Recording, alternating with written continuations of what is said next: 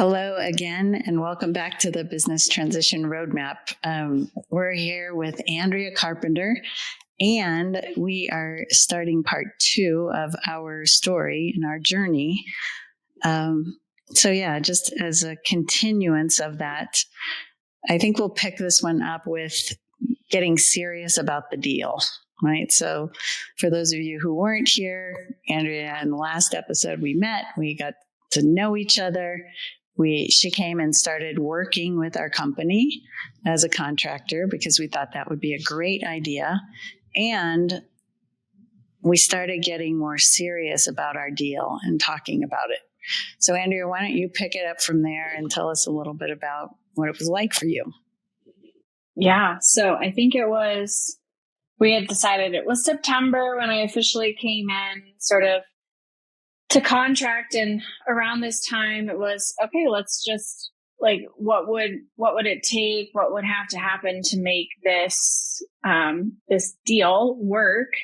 Something to move forward. Do I actually want to become a partner in this business? So again, it goes back to what am I looking for? What are my objectives? What's going to potentially get me there?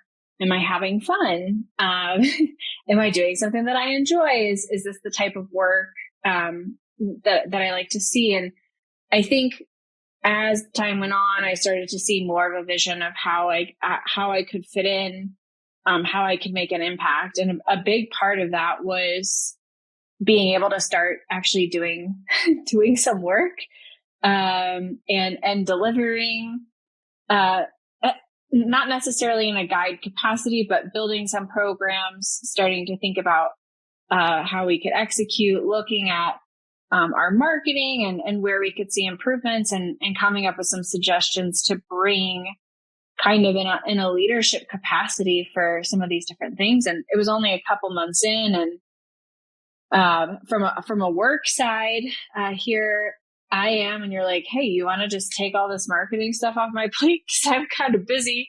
I'll just let you run with it. And I thought that was pretty cool. That was like a good first step that aligned with my past experience. And so the work side started, it was churning, it was moving, and it was a question of what other information do I need to start to evaluate this deal? So there's the obvious of the financials, but there's what's the IP, what exists, what has worked before, what hasn't worked before. And I think we started to dig into some of that a little bit more, which, to be fair, I did sign an NDA, but I was really starting to dig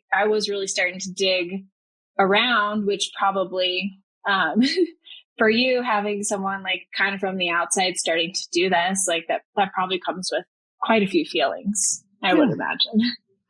It definitely was interesting because, especially as the owner, founder, creator of this stuff, I think you have the idea that it's good, and that you have good intellectual property and a good company, and you're running it pretty well. But on the flip of that, there's always the oh, what if they don't like it? Or, oh, what if, and how, and almost preparing yourself for hopefully some positives, but also some negatives. I don't really think this is that good, Elizabeth. I really don't think it's worth this much.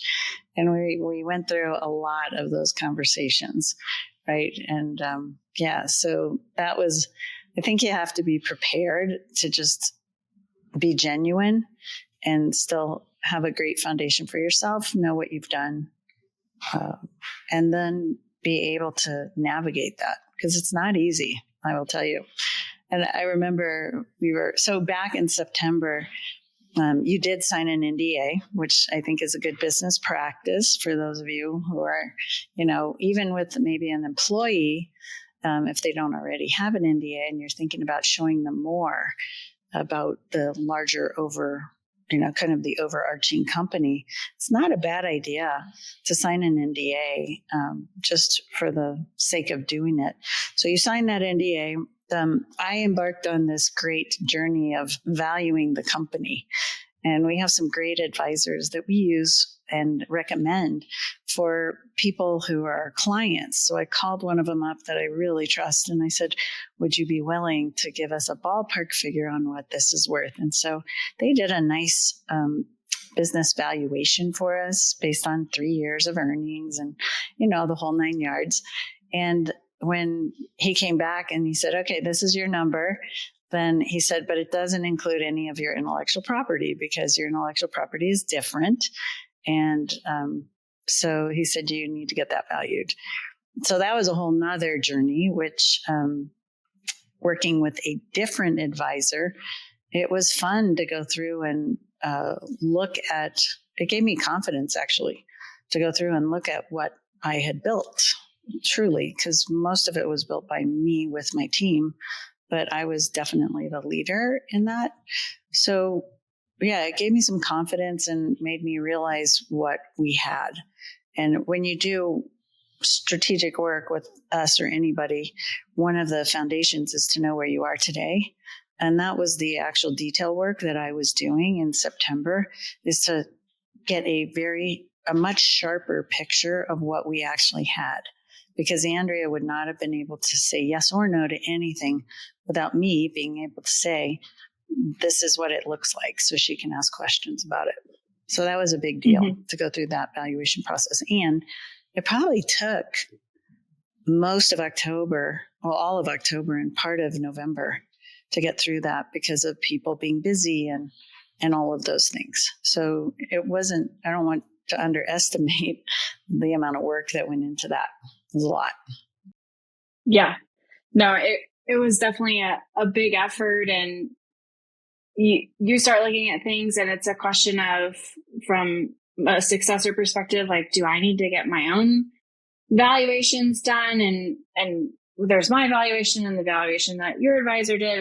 And that's how we're going to come to the number, or what's the way, how are we going to navigate really what's fair? And I think we ultimately ended up taking the approach of, let's just look at all the numbers and talk about what's going to work for the two of us with where we're at, and where we want to go and things like that. But there were, and if this is new to you and you've never done something like this before, like, I'm in my late 20s. Like, I've never valued a business before or sat in on M&A. My degree was graphic design, so I don't have a business degree. So the learning curve that I had and still have around the numbers, the cash flow, where we're going, the EBITDA, name all these different things, and it's not just me, it's many successors who are going to have these learning curves. And that left me feeling, and I tend to be someone anyways that really wants to look over things before I react to something live. I tend to be a little bit more methodical, let me just sit with this a little bit, try to figure out what's right. But it was a really difficult time, especially when we first started talking about numbers, because it's easier to go broad strokes. I remember a discussion we had in August, and I remember this because I was on family vacation, and I'm sitting in the car, and the whole family's in Sam's Club, and I'm sitting in the car on the phone with Elizabeth, and it was the first time, I said to her, can we make sure we're playing the same sport? Because if I'm playing baseball and you're playing football, and we're not even in the same ballpark in terms of what this might be worth, I don't want to waste your time getting these valuations, and you shouldn't waste your time. You're going to need them someday, but you don't have to rush to try to get them done if we're not close. And so we kind of came up with this range. We think it's probably somewhere here.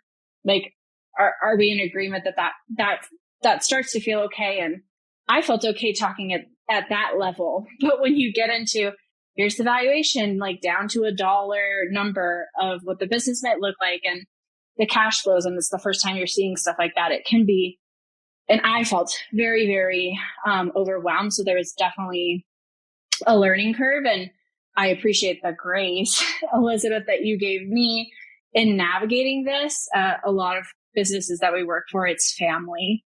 And so it's oh, you're stuck with me. So as long as if I'm your kid, you're going to have to give me the time to work through it or process it or ask other opinions.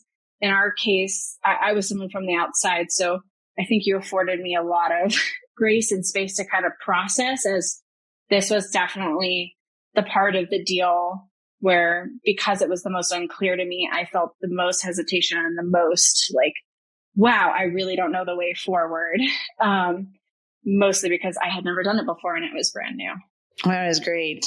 Well, and, we're getting ready to do a great webinar that we're going to have, and it's going to talk a little bit about the owner's shift from being kind of the one that's doing it and making all the decisions to the person who's mentoring and helping and trying to teach and navigate. And so it does take some mindfulness, right? Some real attention to understand from the owner's perspective how much you really do know, because it's so natural to you to be able to just like, oh yeah, that's a financial, and oh yeah, this is how this works. And you just kind of know your business to kind of slow down and stop and go, oh,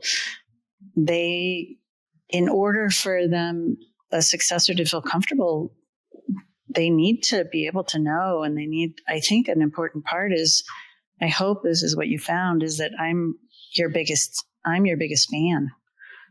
I'm your biggest hero I want you to do extremely well, and not just because it benefits me, but if you go back to the objectives matrix that we did and that we talked about in part 1, I'm hoping that you're going to help me build my life the way I want to live it. And I'm hoping that I'm going to help you build your life the way you want to live it, and that the business fits into both lives.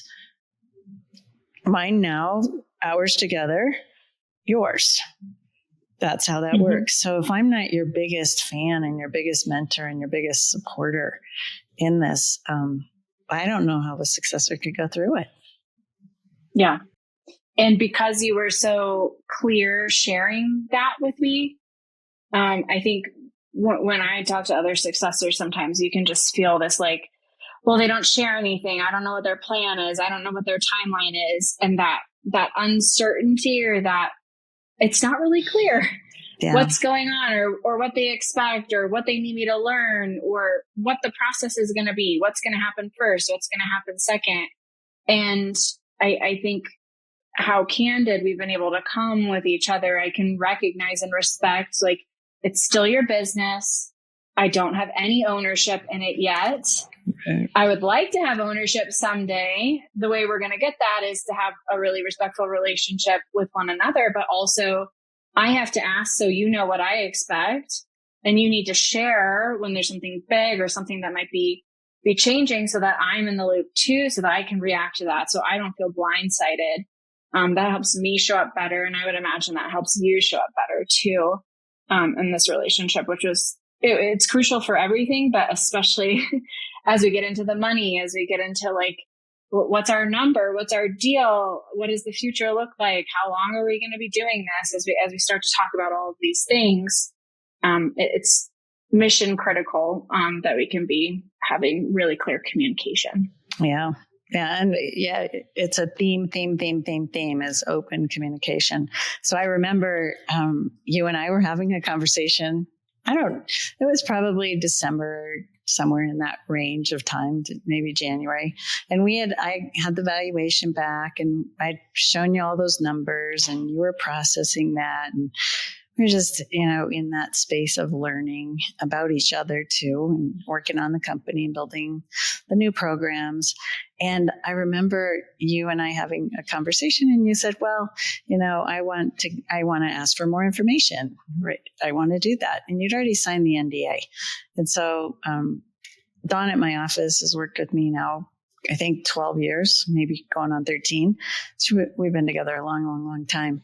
And we love Dawn. We love Dawn. We do love Dawn.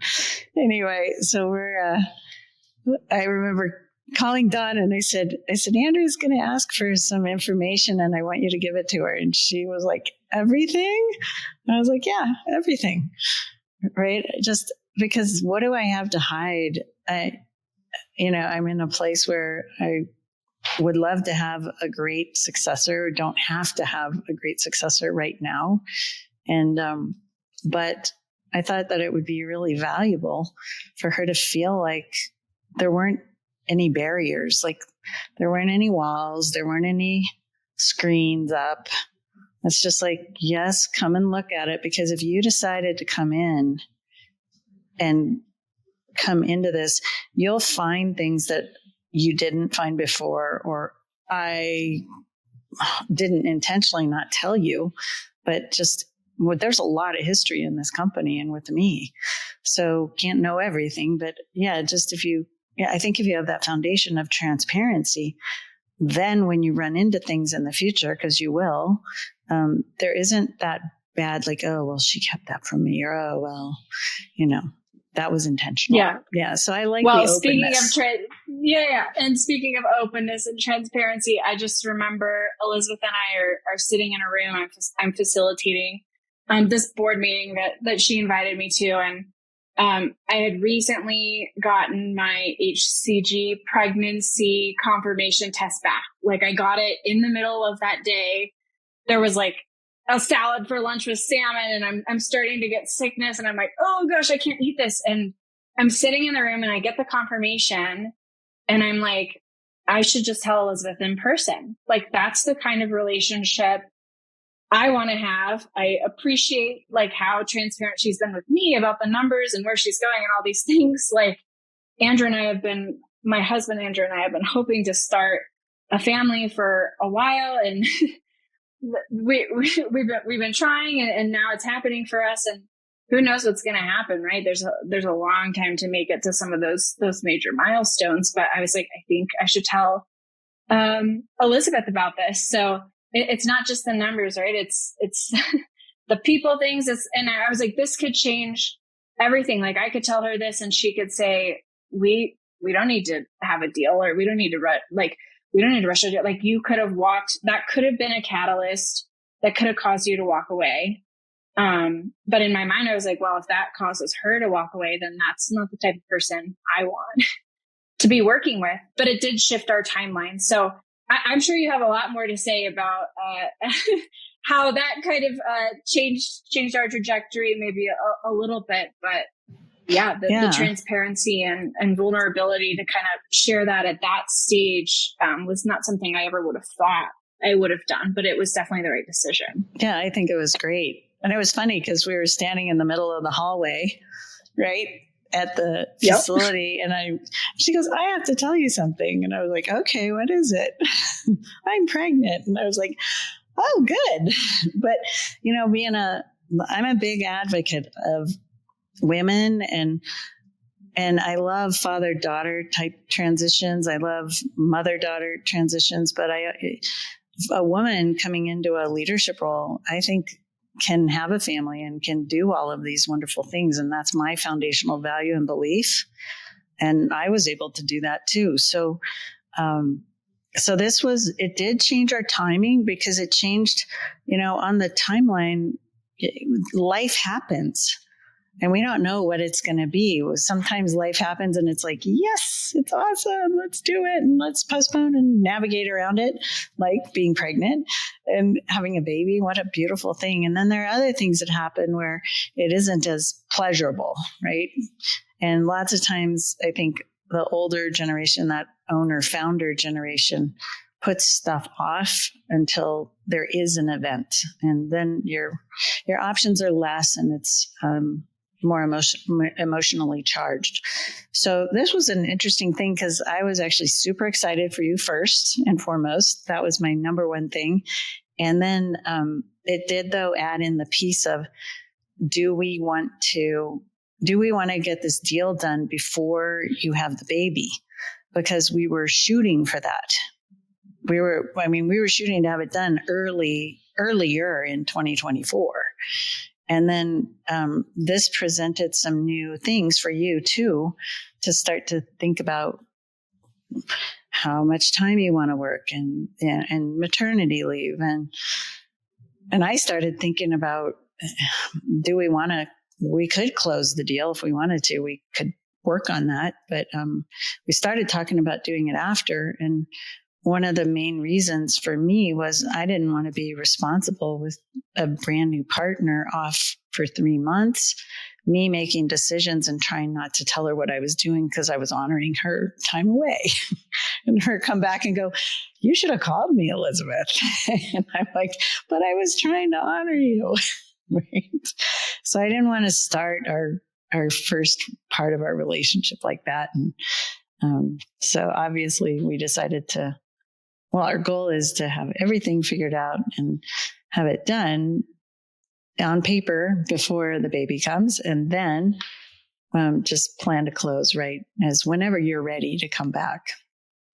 Yeah. So, which feels right. But and when you go through a major life change like this, though, it was like I had so much clarity. I thought I knew exactly what I wanted.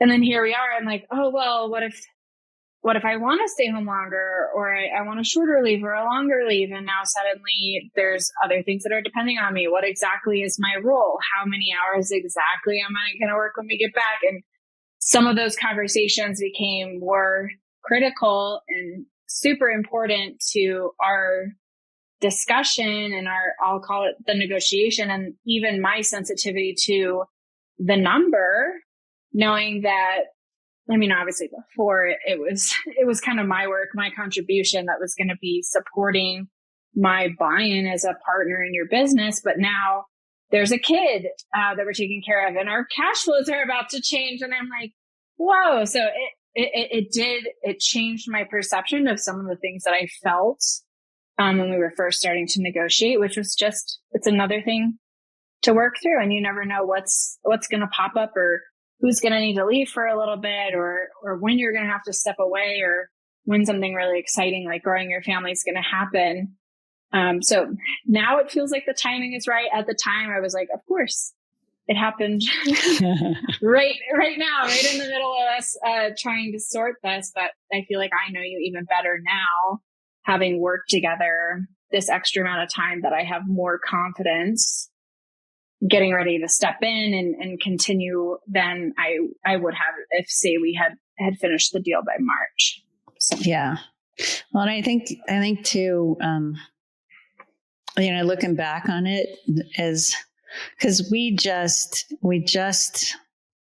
3 days ago finally said, this is our number. 3 days ago. And we started with this valuation in September. And we started with high level ballpark numbers in August. So I think both sides at times got frustrated with, this is hard, and this is, and I don't know too hard, but this is hard. And just trying to figure out, is this ever going to happen? And are we ever going to get there? But it took, two things. One is the idea of hard versus hard. It's hard to stay in and keep going, and it's hard to say no and leave and then wonder what you left behind, right? And it's hard to get to a number because you left something behind, and it's hard to get to a number and know that maybe you got some good things and gave up some things too on both sides.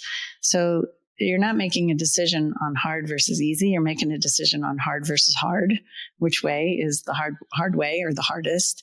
And then the other is, it took a lot of reframing of my thinking. I like going outside. I love skiing, and we just had a great season here in Colorado. But I spent a lot of days on the chairlift when I was skiing, just thinking about, what do I really want, and how do I help Andrea see what I think is a good value for this company so she'll agree to it, and how do I help her get what she wants as far as, carrying a note or not carrying a note on my side, cash or no cash on her side, what the value of the different components are. And gosh, we talked about taking stuff out of the deal. We talked about putting it all into the deal. And then we even talked about things like time off. Can she go do whatever she wants and take as many weeks off as she wants? And what about me? And do we want to be each other's babysitters? and gatekeepers, which the answer is no, of course not, right? We want to both be owners. And so we walked through all of these things, and it really helped me to reframe my thinking, but it took a lot of reframing to get to where we are today. Mm-hmm. And there's a long way to go in terms of we have a number, but we always call it a journey, not an event, right? So this is just one stage. And I think, and obviously I'm newer to this than Elizabeth, but just to kind of put some closing thoughts on this and probably where we're going, there's now a new timeline that Elizabeth and I will probably work on together. So Elizabeth has her high level timeline of when she hopes to exit, but there's going to be milestones along the way in terms of Andrea comes back from maternity leave, the deal starts, a percentage is purchased, another percentage is purchased. Andrea steps into some type of role. Elizabeth steps out of some type of role. What's our vision or goal? Like, are there certain milestones that we're going for, revenue targets that we're trying to hit or we hope to hit by a certain amount of time? So lots for us together. Like, who's on our board of directors? We need to create one. That we could probably do a whole episode on that as we talk through and think about like what's the board of directors and who's going to sit on it and how do we make decisions. So lots and lots ahead of us. How do we deal with spouses and how do we deal with, you know what I mean? And there's just so many next things and agreements that have to be written up and lawyers that have to tell us we're not doing it right or we shouldn't do something when we really know we want to and it's not very smart. So we'll deal with all of those things because we both will be represented by lawyers that'll be telling us and trying to protect us each individually. And that happens as well. So lots and lots of good things to come. Yeah. So if this format is interesting to you, if there's more as we work through that you're like, oh, I'd love to know when they were talking about that or how they're dealing with this, or if they've run into this certain type of issue, let us know. We have fun talking about this kind of candidly and sharing what we've learned. We're both into stories and the power that like sort of sharing and transparency can have with helping other people learn and seeing how that might potentially fit into their transition, or maybe you can learn something to do it better than the way I did it as we went through. So let us know. We hope to do at least one of these podcasts every month moving forward. So let us know. What is interesting to you. Yeah. Thanks again. Thanks again for joining us. And we do love your feedback. So ask us questions and we're looking forward to sharing more with you.